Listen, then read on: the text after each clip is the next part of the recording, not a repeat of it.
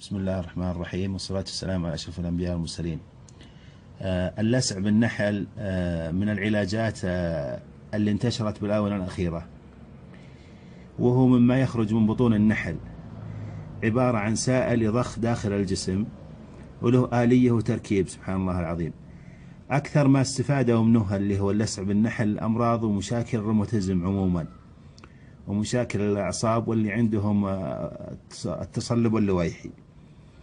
عالميا وجدوا أن النحالين أقل الناس مشاكل أمراض روماتيزم وأعصاب. الآن نبي نشوف إبرة اللسع وطريقة وآلية عملها إذا منها لسعة النحلة أي بشرة الجسم الإنسان.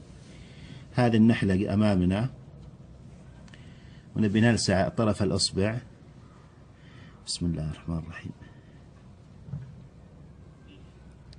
لاحظ الآن صفق، اضغط على نفس المكان.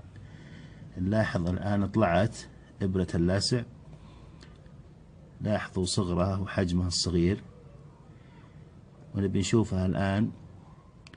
تشوفون في حركة بسيطة آليا عن طريق المكبر الميكرو الصغير، هذا الكاميرا الصغيرة.